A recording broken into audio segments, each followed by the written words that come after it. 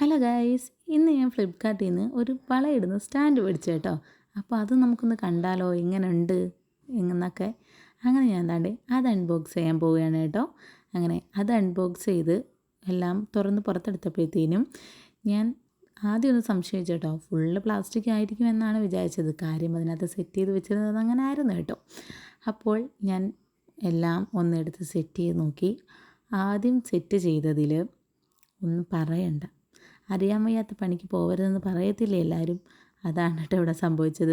ഞാൻ എങ്ങനെയൊക്കെയോ എടുത്ത് സെറ്റ് ചെയ്ത് അവസാനം ഒരു സ്റ്റാൻഡ് ഇല്ല കേട്ടോ. ഒരു ഇതിൽ വളയിടാനുള്ളതില്ല. അത് കറങ്ങുന്നില്ല. എങ്ങനെ കറങ്ങും? തെറ്റായിട്ട് വെച്ചത് കറങ്ങുമോ? അതിൻ്റേതായിട്ട് ഒരു രീതിക്ക് വെച്ചാൽ അത് നമ്മളോട് സഹകരിക്കുമോ? അങ്ങനെ അവസാനം അത് ഒന്നേന്ന് ഇളക്കിയിട്ട് വീണ്ടും ഞാൻ സെറ്റ് ചെയ്തു. എന്തായാലും ഭാഗ്യം കൊണ്ട് അന്നേരം അങ്ങ് നേരെയായി. ഞാൻ വിചാരിച്ചു അതും പോയെന്ന്. സംഭവം നല്ല ക്വാളിറ്റിയും കാര്യങ്ങളും എല്ലാം ഉണ്ട്. ഞാൻ പ്ലാസ്റ്റിക്കിൻ്റെ ഇതെന്ന് വിചാരിച്ചപ്പോൾ ഞാൻ വിചാരിച്ചു ഇനിയിപ്പം ഒരു വളയിടുമ്പോഴത്തേനും താഴെ പോകുമെന്ന് ഞാൻ വിചാരിച്ചു കേട്ടോ. പക്ഷേ ഇല്ല, നല്ല ക്വാളിറ്റി ഉണ്ട് കേട്ടോ. നല്ല അടിപൊളിയായിട്ടുണ്ട് സംഭവം.